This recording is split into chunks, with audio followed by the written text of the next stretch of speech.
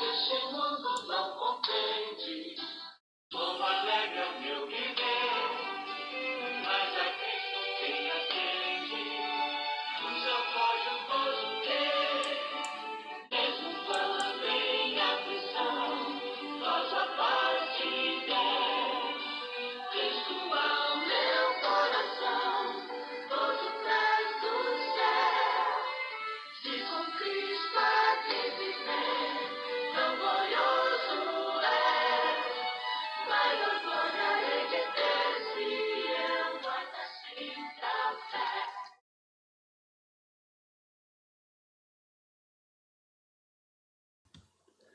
A paz do Senhor, as nossas irmãs da classe Dorcas, da Escola Bíblica Dominical, da nossa Igreja Evangélica, Assembleia de Deus, Ministério no Ipiranga. E a todos que estarão acompanhando mais esta lição da Escola Bíblica Dominical, que hoje começamos o terceiro trimestre. É a nossa primeira lição. Nós estaremos utilizando a nossa lição de 2012, terceiro trimestre de 2012, cujo tema foi Vencendo as Aflições da Vida. Muitas são as aflições do justo, mas o Senhor o livra de todas. Nesse trimestre, pela ocasião do lançamento dessa lição em 2012, o comentarista dessa lição foi o pastor Eliezer de Lira e Silva. E hoje, então, nós estaremos iniciando a primeira lição desse trimestre, cujo título é No Mundo Tereis Aflições. Como podem ver, eu escolhi como ilustração desta lição uma foto. Esta foto é da prisão de Marmetina, que fica lá em Roma, no museu, onde o apóstolo Paulo ficou preso. E nesta prisão aí, ela fica no subsolo, num lugar inóspito, frio, sem nenhuma condição. E foi aí que o apóstolo Paulo foi para ele uma antessala da sua morte, do seu martírio. E ao longo da lição, nós vamos entender por que é que nós escolhemos esta foto desta prisão, prisão lá de Mamertina, que fica no museu em Roma. Muito bem. O nosso textuário encontra-se no Evangelho segundo escreveu São João, capítulo 16, versículo 33, que nos diz assim: Tenho-vos dito isso, para que em mim tenhais paz. No mundo tereis aflições, mas tende bom ânimo, eu venci o mundo. E a verdade prática fala que mesmo sofrendo as consequências da queda, sabemos que Deus está no controle de todas as coisas. A leitura bíblica em classe encontra-se no Evangelho, no mesmo Evangelho de João, capítulo 16, versículos 20 e 21, e do 25 ao 33, qual passaremos a ler agora. Diz assim: na verdade, vos digo que vós chorareis e vós lamentareis, e o mundo se alegrará, e vós estareis triste, mas a vossa tristeza se converterá em alegria. A mulher, quando está para dar à luz, sente tristeza, porque é chegada a sua hora, mas depois de ter dado à luz a uma criança, já se não lembra da aflição pelo prazer de ter haver nascido um homem no mundo. Disse-vos isso por parábolas. Chega, porém, a hora em que vós não falareis mais por parábola, mas abertamente vos falarei acerca do Pai. Naquele dia pedireis em meu nome, e não vos digo que eu rogarei por vós ao Pai, pois o mesmo Pai vos ama, visto como vós me amaste e creste que saí de Deus. Saí do Pai, vim ao mundo, outra vez deixo o mundo e vou para o Pai. Disseram-lhe os seus discípulos, eis que agora falas abertamente e não dizes parábola alguma. Agora conhecemos que sabes tudo e não precisas de que alguém te interrogue. Por isso cremos que saíste de Deus. Respondeu-lhe Jesus, credes agora? Eis que chega a hora, e já se aproxima, em que vós sereis dispersos, cada um para a sua casa, e me deixareis só. Mas não estou só, porque o Pai está comigo. Tenho-vos dito isto, para que em mim tenhais paz. No mundo tereis aflições, mas tende bom ânimo, eu venci o mundo. Os nossos objetivos para a aula de hoje são descrever as aflições do tempo presente, responder por que o crente sofre e conscientizar-se de que podemos crescer e desfrutar da paz do Senhor no sofrimento. Nessa primeira lição, estaremos tratando de um assunto muito importante, assunto para os salvos, né? Para o crente. E a pergunta é, qual é o contexto, então, do nosso textual, João 16:33, a parte B, que diz, no mundo tereis aflições, mas tem de bom ânimo, eu venci o mundo. E a gente fica pensando, quais as aflições que Jesus está falando nesse contexto, nesse capítulo? Porque nós sabemos que Jesus, ele veio ao mundo com um propósito excelente, divino, de salvar o mundo. O propósito de Jesus, a missão de Jesus, né, que Jesus abraçou, foi essa: salvar o mundo. E durante 3 anos, Jesus ensina os seus discípulos. E agora, no capítulo 16 de João, Jesus está avisando, alertando os seus discípulos do próximo passo da sua missão. Então, a pergunta, de quais aflições Jesus está falando? Será que é nesse contexto aqui, crise de ordem natural, financeira, emocional, conjugal? Será que Jesus está dizendo isso aos seus discípulos? Durante esse trimestre, nós teremos a oportunidade de tratar de várias condições, né, de aflição que cada um de nós podemos passar. Mas o que Jesus está falando aqui, nesse texto, é um modo particular para os seus filhos, seus servos. Então vamos ao texto que, na verdade, o João 16, todo esse capítulo, né, o início do versículo, o versículo de número 1, diz, tenho-vos dito estas coisas para que vos não escandalizeis. Esse é o primeiro versículo. Interessante que o primeiro versículo ele faz menção de um capítulo anterior, o capítulo 15. Tenho-vos dito estas coisas. O que é que Jesus disse aos discípulos para que eles não se escandalizassem? E uma outra coisa muito interessante é essa palavra, escandalizar. No original, no grego, tem a mesma fonética, né?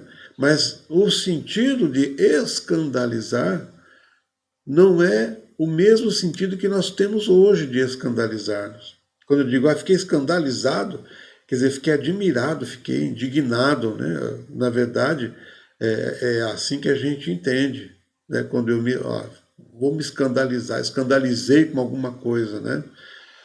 Mas o sentido do original, do grego aí, não é esse sentido de alguém se admirar, mas é o sentido de se tropeçar, de pecar. Na NVI, a nova versão internacional, já traz esse texto com esse sentido. Então lá nessa versão diz: tenho-vos dito estas coisas para que vos não venham a tropeçar.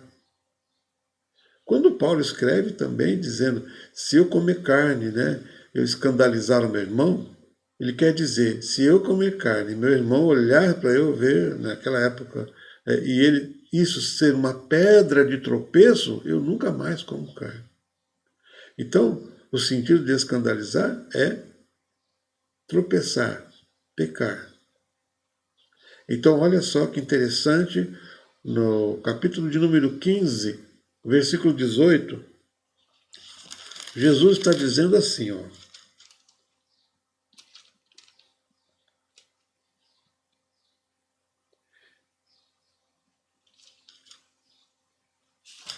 Versículo de número 18. Se o mundo vos odeia, sabei que primeiro do que a vós outros me odiou a mim. Se vós fosseis do mundo, o mundo amaria o que era seu. Como, todavia, não sois do mundo, pelo contrário, eu vos escolhi do mundo, por isso o mundo vos odeia. Lembrai-vos da palavra que eu vos disse: não é o servo maior que o seu senhor. Se me perseguiram a mim, também perseguirão a vós outros. Se guardaram a minha palavra, também guardarão a vossa. Tudo isso, porém, vos farão por causa do meu nome, porquanto não conhecem aquele que me enviou. Se eu não viera, nem lhe houvera falado, pecado não teria. Mas agora não tem desculpa do seu pecado. Quem me odeia, odeia também o meu Pai.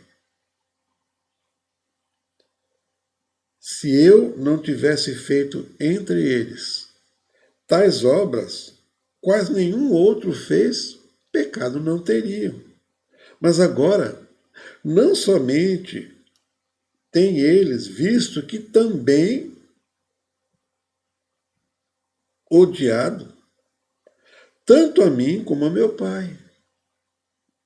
Isso, porém, é para que se cumpra a palavra escrita na sua lei. Odiaram-me sem motivo. Quando, porém, vier o Consolador, que eu vos enviarei da parte do Pai, o Espírito da verdade que dele procede, esse dará testemunho de mim. E vós também testemunhareis. É importante isso. Porque estáis comigo desde o princípio. Então, havendo dito isto, Jesus, então, começa dizendo: tenho-vos dito estas coisas para que vos não venham a tropeçar. Então veja qual que tem sido o contexto do que Jesus estaria dizendo agora no fim, né, no versículo 33 para nós, no fim do capítulo de número 33. Então Jesus começa dizendo: vamos expulsar vocês da sinagoga. Vem mesmo a hora em que qualquer que vos matar estará cuidando, fazendo um bem a Deus, um serviço a Deus. Por que eles vão fazer isso? Porque eles não conhecem o Pai, e nem a mim. Mas tenho-vos dito isto, a fim de que quando chegar aquela hora, vocês vão se lembrar do que eu já disse isso a vocês. E eu não vos disse isso desde o princípio, porque eu estava convosco.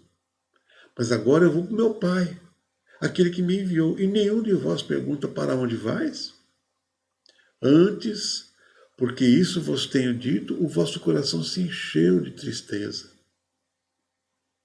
Todavia digo a verdade, que vos convém que eu vá, porque se eu não for, o Consolador que ele havia prometido não viria. Mas quando ele for, quando Jesus for, eu vou-lo enviarei. E quando ele vier, ele vai convencer o mundo do pecado, da justiça, do juízo. Por que do pecado? Porque não crê em mim. Da justiça, porque eu vou para o meu Pai e não me vereis mais. Do juízo, porque já o príncipe deste mundo está julgado. Mundo aqui, o original é cosmos, né? E significa a organização, o mundo organizado, as pessoas. Ainda tenho muito que vos dizer, dizia Jesus, mas vocês não podem suportar agora.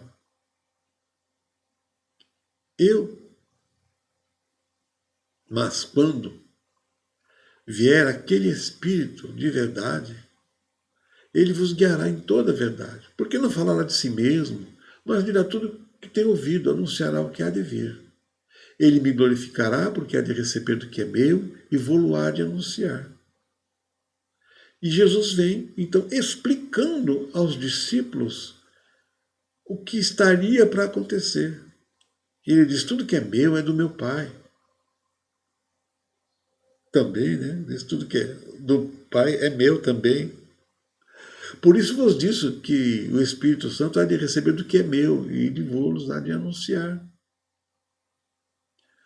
E aí Jesus, como que numa parábola, diz um pouco, mas um pouco, e me vereis. E outra vez um pouco, e ver-me-eis, porquanto eu vou para o Pai. Então alguns dos discípulos disseram uns aos outros, o que ele quer dizer com isso? Um pouco me vereis, e outra vez um pouco, e ver-me-eis. E portanto vou para o Pai. Eles não estavam entendendo nada disso. Diziam, pois, que quer dizer isso? Um pouco? Não sabemos o que diz. E Jesus, conhecendo todas as coisas, né? E Jesus, que o queriam interrogar, e disse-lhes, né? Indagais entre vós acerca disto que me disse, um pouco e não me vereis, e outra vez um pouco e ver-me-eis? O versículo 20 desse capítulo 16 diz, na verdade, vos digo que vós chorareis, e vos lamentareis, e o mundo se alegrará. E vós estarei triste, mas a vossa tristeza se converterá em alegria. Jesus estava de uma forma mais parabólica, dizendo, né, da cruz. Jesus ia entregar a sua vida na cruz, os discípulos iam chorar, e o mundo ia se alegrar achando que fez alguma coisa, né, boa. Mas depois, aquela tristeza dos discípulos ia se converter em alegria por causa da ressurreição de Cristo. Eles ainda não estavam entendendo isso. Mas Jesus, ainda em forma de parábola, fala sobre a mulher. Quando ela está para dar à luz, ela sente tristeza pela expectativa, né? Porque é chegada a sua hora. Mas depois que ela dá à luz a esta criança, ela já não se lembra mais daquela aflição, pelo prazer de ter dado à luz. Assim também vós agora, Jesus disse, na verdade tendes tristeza, mas outra vez vos verei, e o vosso coração se alegrará, e a vossa alegria ninguém vô-la tirará. Como está lá em Paulo escreve aos Romanos capítulo 8, né? Quem nos separará do amor de Cristo? Quem vai tirar essa alegria do vosso coração? Nada nesse mundo pode tirar a alegria do vosso coração. É a pobreza, né? É a doença, é a morte. O que é que pode tirar a alegria do Senhor do nosso coração? E Jesus está declarando isso aos seus discípulos. Então percebe qual que tem sido então o objetivo de Jesus quando diz que no mundo tereis aflições. E naquele dia nada me perguntareis. Na verdade vos digo que tudo quanto pedides ao meu Pai em meu nome, ele vô-lo há de dar. Jesus está confortando aqui o coração dos discípulos para o que eles iam passar dali por diante. E aí Jesus diz, até agora nada pediste em meu nome. Pedi e recebereis, para que o vosso gozo se cumpra. Então Jesus está falando de alegria agora, está falando de gozo. Disse-vos isto por parábola, chega porém a hora em que não vos falarei mais por parábola, mas abertamente vos falarei acerca do Pai. Naquele dia pedireis em meu nome, e não vos digo que eu rogarei por vós ao Pai. Por que Jesus diz isso? Porque agora Jesus está declarando a eles o que ia acontecer. Quando Jesus entrega o seu Espírito na cruz, o véu do templo se rasga, né? Se rompe de alto a baixo, nos dando a entender que nós temos acesso ao Pai em nome de Jesus. Por isso que no versículo 27 Jesus diz, pois o mesmo Pai vos ama, visto como vós me amaste e creste que saí de Deus. Saí do Pai e vim ao mundo. Outra vez deixo o mundo e vou para o Pai. Agora os discípulos estão entendendo. E eles dizem, eis que agora falas abertamente e não dizes parábola alguma. Agora conhecemos que sabes tudo e não precisa de que alguém te interrogue. Por isso cremos que saíste de Deus. E Jesus então responde, credes agora? Eis que chega a hora e já se aproxima, em que vós sereis dispersos. Veja como muda aqui o cenário, que Jesus estava falando de alegria, de glorificação, de pedir ao Pai, né? E agora Jesus está dizendo, eis que chega a hora, e já se aproxima em que vós sereis dispersos, cada um para a sua parte, e me deixareis só, mas não estou só, porque o Pai está comigo. E Jesus continua nesse mesmo princípio. Tenho-vos dito isto, para que em mim tenhais paz. Então, tudo que Jesus disse, e agora, o que ia acontecer com seus discípulos por causa do nome de Jesus. E ele diz, eu tenho dito estas coisas para que em mim tenhais paz.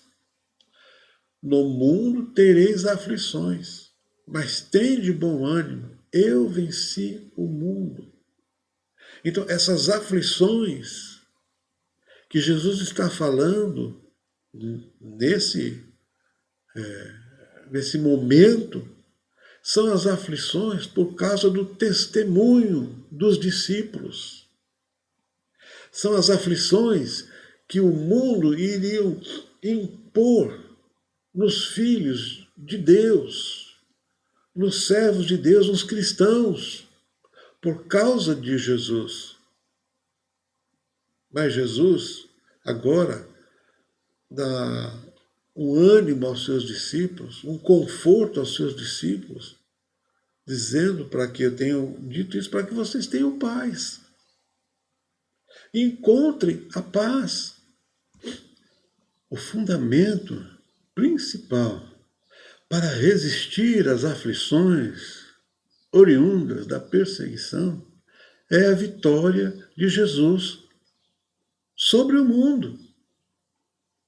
Olha só, que nós vamos ler lá, quando Paulo escreve sua primeira carta aos Coríntios, capítulo 15, versículo 57, o 56 e o 57 diz assim, o aguilhão da morte é o pecado, e a força do pecado é a lei. Graças a Deus que nos dá a vitória, por intermédio de nosso Senhor Jesus Cristo.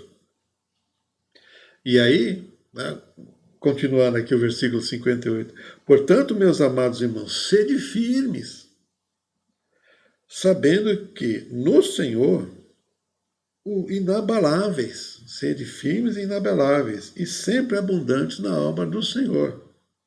sabendo que no Senhor o vosso trabalho não é em vão.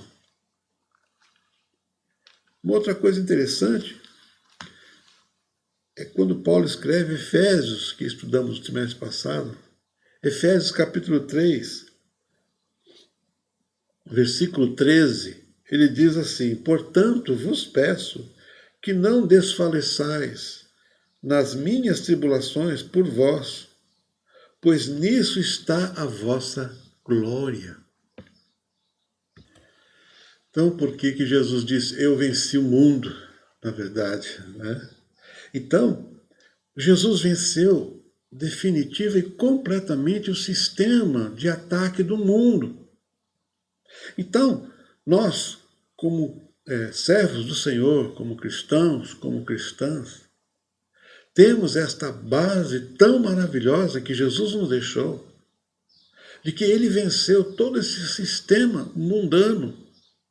Agora, todo e qualquer ataque contra os filhos de Deus, contra o testemunho do Senhor, contra os servos do Senhor, não tem mais efeito, porque Jesus venceu completamente na cruz por nós. Então, todas as aflições oriundas, né, do sistema mundano que querem derrubar, querem anular o testemunho do Senhor, não tem efeito. Não tem efeito justamente porque Jesus já venceu. Então Jesus já deixou completamente o mundo inerte em relação aos seus ataques contra os filhos de Deus no mundo espiritual. Voltemos a Romanos capítulo 8, é o versículo 35 em diante, que diz assim: quem nos separará do amor de Cristo? Será tribulação? Será angústia? Ou perseguição? Ou fome? Ou nudez? Ou perigo? Ou espada?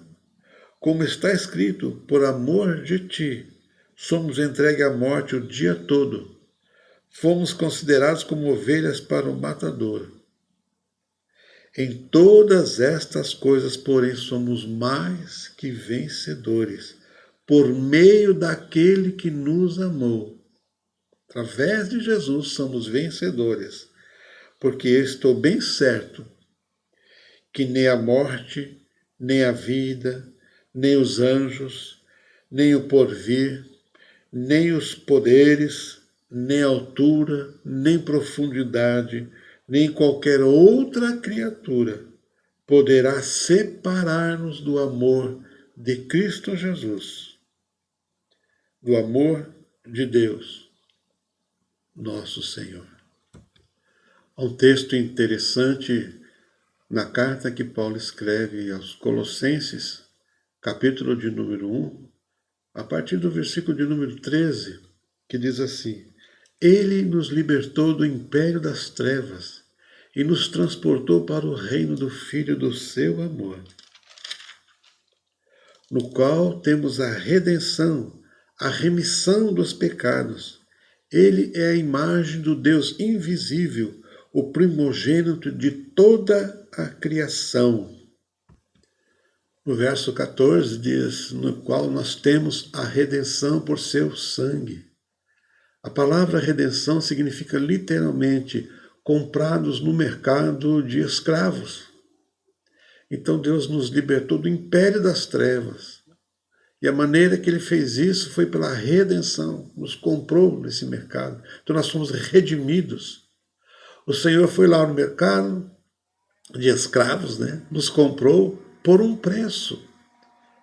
O preço do sangue, do perdão dos nossos pecados. Nós que nem podíamos levantar os olhos, né, ao céu, muito menos chamar a Deus de Pai. Agora temos a remissão dos nossos pecados. Isso é maravilhoso. Deus olha para nós em Cristo, como Balaão olhava Israel lá do monte, né, dizendo, não vejo iniquidade em Jacó. Quando ele era incitado a trazer uma praga, né? Impetrar praga sobre Israel. Ele disse, mas eu não vejo iniquidade em Jacó. Então Deus também via naquele povo, em seu filho, porque o sangue do Cordeiro Pascal ele tinha sido derramado por eles lá na tipologia, quando eles foram libertos da escravidão do Egito. E aquele sangue, no último dia, aplicado, né, aspergido nos portais, apontava para Cristo. Então, segundo Romanos 3, né, todos aqueles pecados anteriormente cometidos, eles foram reservados para que um dia, quando viesse o Filho, o Cordeiro de Deus, o verdadeiro Cordeiro definitivo, né, esses fossem depositados, esses pecados fossem depositados sobre esse Cordeiro, que tira o pecado humano. Então percebe que coisa linda e maravilhosa aqui que nós vemos nesse versículo de número 14. E indo adiante, diz que o versículo 15 é a imagem do Deus invisível. E Jesus diz, quem vê a mim, vê o Pai. Em João 14, 9. Eu e o Pai somos um. Ninguém jamais viu Deus. O Deus unigênito está no seio do Pai. Ele o revelou. Quando contemplamos a glória do Senhor, nós somos então transformados de glória em glória, em sua própria imagem, pelas mãos agraciadas de Deus.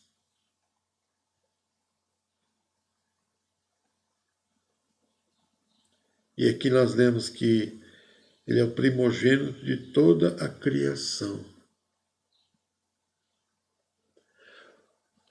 Nesse texto aqui, é mencionado 2 vezes a palavra primogênito.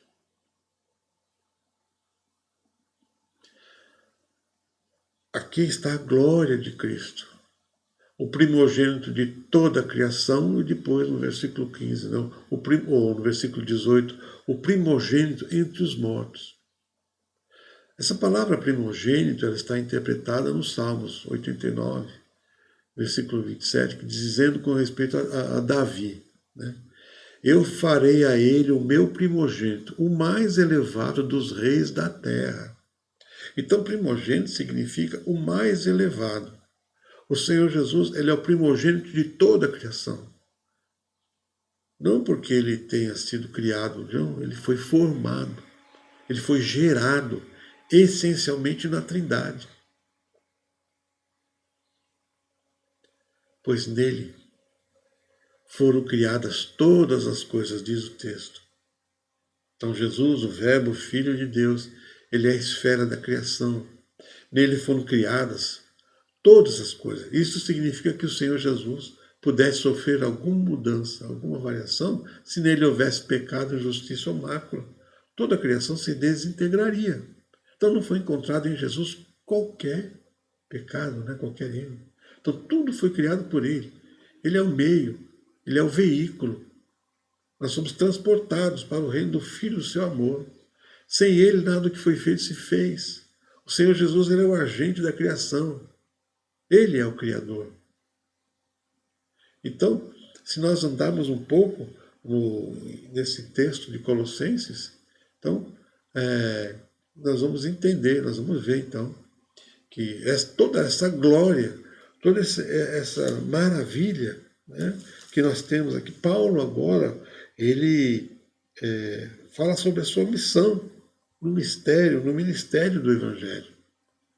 Então, e aí é onde nós queremos chegar nessa lição, sobre as aflições. Né? Cristo, ele é o cabeça da igreja.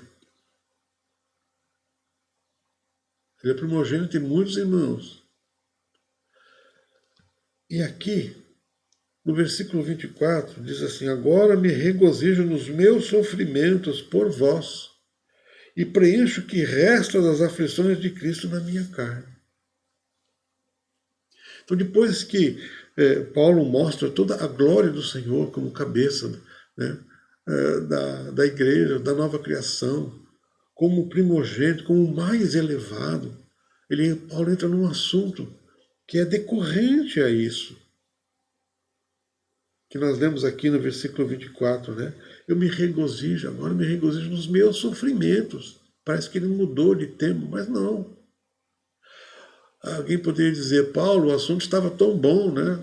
Você podia ter continuado, né, a falar das coisas tão gloriosas, né? Mostrando a glória de Cristo. Mas agora Paulo está nos falando de sofrimento, de aflição. Por quê, né? Então agora, quando ele fala assim, eu me regozijo no meu sofrimento por vós, isso significa que essa nova criação, já criada, estabelecida em Cristo, não terá uma revelação e uma expressão automática. É necessário que se cumpra um processo, que aconteça algo em nós, aqui, agora, no presente, né? As aflições do tempo presente, né? Para que isso possa ocorrer, é necessário a revelação, esta revelação da glória dos filhos de Deus. Toda a criação geme e suporta, né, angústias até agora, aguardando o que? A liberdade da glória dos filhos de Deus, lá em Romanos 8, 21 e 22. Algo tem que ocorrer conosco agora. Este é o assunto a partir do versículo 24, que Paulo fala aqui desse sofrimento em relação às aflições de Cristo. É claro, sabemos que as aflições de Cristo para a redenção já foram cumpridas. Ninguém poderia participar das aflições. Jesus, como diz a palavra, ele pisou o lagar sozinho, ele fez sozinho isso. Ninguém poderia suportar a ira de Deus sobre o Senhor.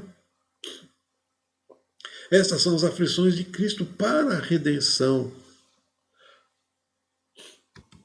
O que Paulo está dizendo aqui, dessas aflições, claro, não é para a redenção, né, os restos das aflições de Cristo, não.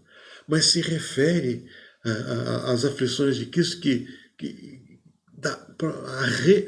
se refere à edificação do crente. Isso é muito importante. Então, por isso que Paulo fala da participação das suas aflições. Né? Quanto às aflições de Cristo para edificação, ele chama aqui pessoas, né, para participar dela, colaboradores, servos. Isto é extremamente importante e sério. Isto é que nós devemos experimentar agora, no tempo presente. Participar das aflições de Cristo em nossa carne, a favor do seu corpo, da igreja. Para que seja edificado, para a edificação da igreja. Para que os filhos de Deus sejam levados, então, à maturidade. Coisa muito importante.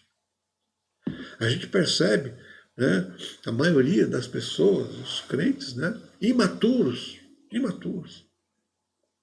A gente sabe disso, porque quando a gente pega o texto dos versículos 29, 28, né, e 29, ele fala sobre esforçar, sobre fadiga, sofrer, né, apresentar todo homem perfeito em Cristo Jesus. Perfeito significa um homem o quê? Completo, adulto, maduro, não uma criança, não um bebê. Quando nascemos de novo, nós somos como um bebê, né, diante de Deus. Romanos 8,16 diz que o Espírito testifica, né, com o nosso Espírito que somos filhos de Deus. E a palavra filhos aqui, no original, fala criancinha de peito. Né? Então, lógico, o Senhor ama suas criancinhas, né? Mas Ele não deseja que essas criancinhas permaneçam criancinhas ou bebês para sempre. Então, na vida da igreja, tem bebês, criancinhas, mas Deus quer que esses bebês, essas criancinhas, né, cresçam, amadureçam. Né? O tempo vai passando e nós precisamos crescer. É estranho se nós não crescemos diante de Deus. Então, essas aflições, né, servem para nos tornar crentes maduros, perfeitos. O perfeito aqui quer dizer completo em Cristo Jesus. Né? Um bebê em Cristo, ele não assume as responsabilidades por outras vidas, né? Porque ele não sabe cuidar de si mesmo. Então, não pode assumir responsabilidades, porque é uma criancinha. Não pode aconselhar, não pode demonstrar, não pode exortar, não pode cuidar, porque ele só pensa em si mesmo, como uma criança. Então, Paulo trabalha para que nós sejamos, né, adultos, maturos. Então, essas são as aflições de Cristo, quando ele fala. Estas aflições de Cristo para o crescimento do cristão, do servo, da serva de Deus. Então Deus, ele precisa, ele quer trabalhar conosco. Então nós somos colaboradores na obra de Deus. Ele nos chamou para isso. Então, precisamos experimentar as aflições de Cristo, e isso significa cruz, o caminho da cruz. O único caminho da edificação para a igreja é o caminho da cruz. E a gente fica perguntando, né? O que é cruz? Então, a gente vê isso em figuras, né? Lembra quando os sacerdotes foram atravessar o Jordão? O Jordão é um tipo de morte.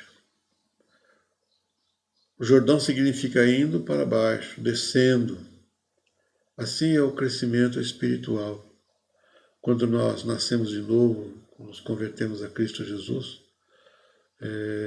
logo nos primeiros dias, né, da nossa conversão, a gente fica, né, nós achamos que nós somos, né, o máximo, e a gente fica muito feliz. E aí, no princípio, isso era algo até necessário. Que dádiva nos deu o Senhor quando nos comprou, e agora estamos felizes da vida. E aí a gente acha que somos os melhores do mundo. Mas aí então o Espírito Santo ele vai usando a cruz, as aflições, e vai nos reduzindo. O crescimento espiritual é de cima para baixo, é descendo que nós crescemos. Né? João diz assim, importa que ele cresça e eu diminua. Esse é o princípio. Jesus cresce e a gente crescendo, né, diminuindo é que nós crescemos. Então, quando o povo chegou à beira do Jordão, a arca foi à frente. A arca é uma figura de Cristo, né? Lembra que é feita de madeira de acácia e de ouro puro? Madeira de acácia, a sua humanidade, ouro puro, né? A sua deidade. Então, os sacerdotes, eles levavam a arca nos ombros, né? É a primazia de Cristo. Os sacerdotes foram à frente, tocaram as águas do Jordão, que estavam transbordando-se naquela época. Havia época que o Jordão transbordava e outras épocas que no Rio Jordão se atravessava a pé enxuto. Né? Mas por que o Senhor não levou o seu povo ao Jordão nessa época de água baixinha para eles passarem, né? Mas na enchente do rio, no rio mais alto, porque então precisaria abrir o Jordão. Quem abre o Jordão é Deus. Então Deus disse a Josué, todo lugar que pisar a planta do vosso pé será vosso. Então, quando os sacerdotes tocaram com a planta dos pés nas águas do Jordão, elas se abriram. Elas deviam abrir-se pela fé, porque o justo viverá pela fé. Paulo escrevendo aos Gálatas. Depois eles entraram com a arca sobre os ombros, pararam no meio do leito do rio e ali permaneceram até que todo o povo passasse. Depois que todo o povo passou, então os sacerdotes saíram do leito do rio Jordão. Qual é a lição, né, aqui? Porque nós que vivemos estamos sempre entregues à morte por causa de Jesus. Para que também a vida de Jesus se manifeste em vossa carne mortal, de maneira que a morte opere em nós e vós a vida, escrevendo Paulo em 2 Coríntios 4, 11 e 12. Esta é uma clara interpretação da passagem do Jordão. Os sacerdotes permanecem no leito do rio, porque Neles operou a morte, e todo o povo de Deus passou a herança. Então a gente pergunta, o que é cruz? Que falar de cruz é fácil, né? Mas o que é cruz? E aí a gente fica perguntando, será que cruz é o sofrimento? Não. O sofrimento não é cruz. Porque este vem sem que você peça. Não precisa, você não precisa orar a Deus, Senhor, me dê sofrimento. Não, eles vêm normalmente. Em cada momento a dor vem sobre nós. Mas isto não é cruz. A cruz é a causa de Cristo. Então, é um perigo, né, o nosso sofrimento, né? Porque muitas vezes, quanto mais sofremos, nós podemos nos tornar piores, mais amargos, mais egocêntricos. Já viu pessoas que sofrem, elas começam, a gente pode acontecer isso com cada um de nós. Quando você começa a sofrer muito, você começa a olhar só para você. Você não tem mais olhar para fora, porque você está sofrendo. E a gente se torna amargos, nós nos tornamos egocêntricos. Então a cruz não é sofrimento, mas é uma resposta ao sofrimento. É diferente. Então quando estamos passando pela dor, se oramos, né, Senhor, recebi isso das tuas mãos, sobre isso, acrescentando, fala, Senhor, que o teu servo ouve. Isso é a cruz. Senhor, me dá a visão da sua vontade. Quando nós estamos passando por aflições, peçamos ao Senhor que nos dê a visão da sua vontade, para que Ele fale conosco. Isso é cruz. Isso é missão. É a causa que nós abraçamos junto com Jesus. Porque o Jó, interessante, né? O exemplo de Jó. Quanto mais Jó sofria, mais ele se queixava a Deus. O seu sofrimento foi se alongando e as suas lamentações acompanhavam. Mas Deus usa alguém chamado Eliú e fala com Jó através, né, de Eliú. Então, aquele redemoinho. Então, os sofrimentos, mais a palavra de Deus, quebrantaram a vida de Jó. Não só os sofrimentos, mas os sofrimentos e a palavra de Deus são o caminho da cruz. Então, por que o crente sofre? Para que servem os nossos sofrimentos? E aí Paulo vem falando sobre existe na minha carne, nos meus sofrimentos, nas minhas aflições, eu cumpro o resto, né, das aflições de Cristo, que é no crescimento da igreja, no crescimento, no nosso amadurecimento. É uma aprendizagem que a gente precisa, não tem jeito. Se alguém quer exercer, por exemplo, medicina, tem que aprender, tem que estudar medicina. Se alguém quer exercer a função de um engenheiro, tem que estudar, tem que passar por provas.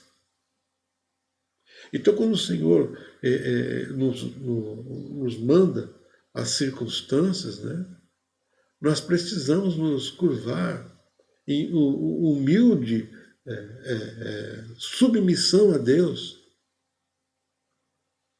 para que nós nos humilharmos, nos colocar nas mãos do Senhor e dizer, Senhor, fala. Senhor, eu quero entender que está trabalhando através da minha vida. Salmo 66, 12 diz assim, passamos pelo fogo e pela água, mas no final trouxeste para um lugar espaçoso. Então essas são as aflições de Cristo. Nunca vamos chegar a um lugar riquíssimo, espaçoso, confortável, sem passar pelo fogo e pela água. O Senhor que nos ajude a ter esta clareza né, das aflições, para que elas possam servir para nós. E nós, como exemplo, nós, como testemunho do Senhor, servir também para aqueles que estão, não estão tão amadurecidos, possam aprender. Então, as aflições do tempo presente têm este sentido.